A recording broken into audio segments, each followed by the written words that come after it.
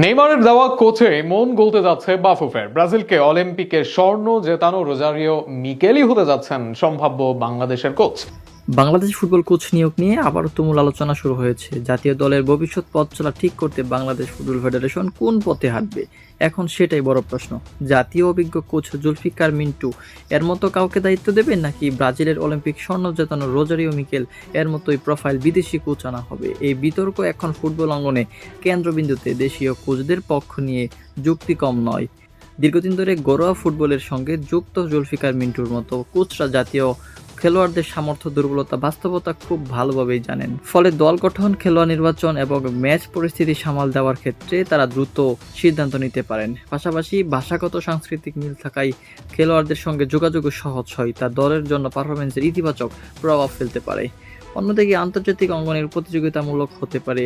আধুনিক ফুটবল দর্শন ও কৌশলগত উন্নয়ন জরুরি। এই জায়গায় এগিয়ে থাকেন রোজারিও মিকেলের মতো কোচরা। নেইমারের মতো বিশ্ব তারকাদের নিয়েও কাজ করার অভিজ্ঞতা থাকা কোচরা দল নতুন মানসিকতা ও পেশাদার দায়িত্বভার শেখাতে পারেন।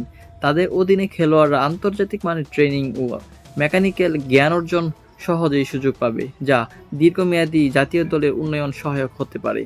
তবে হাই প্রোফাইল কোচ আনার পথে বাধা দাঁড়ায় বাজেটের অবকাঠামো ও সিদ্ধান্ত। শুধু বড় কোচের নিয়োগ দিলেই সফলতা আসবে এমনটা ধারণার বাস্তবতা নয়। অতীতে বিদেশি কোচ এনে কাঙ্ক্ষিত ফল বাংলাদেশ আশা করতে পারেননি। বিশেষজ্ঞদের মতে সঠিক পরিকল্পনা, পর্যাপ্ত সময় এবং সহায়ক পরিবেশের ছাড়াই কোচ দীর্ঘস্থায়ী সাফল্য এনে দিতে পারবে না।